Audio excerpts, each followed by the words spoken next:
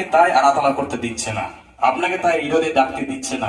আপনার ওই জন্য হাতটাকে বেঁধে রেখেছে, মুখটাকে বন্ধ করে রেখেছে, কানটাকে বন্ধ করে রেখেছে, আপনার হৃদয়টাকে হালকা করতে দিচ্ছে না। আপনি এবার জোরে হালেলুয়া বলুন।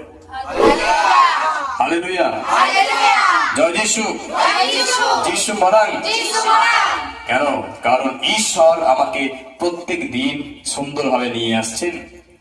ঈশ্বর কখনো আমাকে ভুলে যায়নি, ঈশ্বর কখনো আমাকে ছেড়ে দেয়নি। ওই জন্য আমি আর আপনি হৃদয় দিয়ে তাকে আরাধনা করতে হবে। ওই জন্য আমি আর আপনি তাকে সুন্দর করে হৃদয় দিয়ে দাউদের মতো আরাধনা করতে হবে, গান গাইতে হবে তাকে।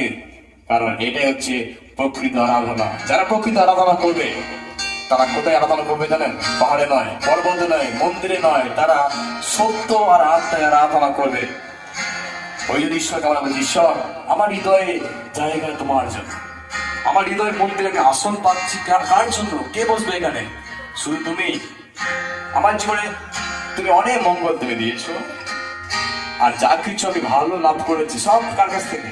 প্রভুর কাছ থেকে। ঈশ্বরের দাস বলছে, আমি যা কিছু মঙ্গল পেয়েছি সব ঈশ্বরের কাছ থেকে। আর একজন বলছে, আমি কি ঈশ্বরের কাছে শুধু মঙ্গলই লাভ করবো? আমি কি অমঙ্গল কিছু লাভ করবো না?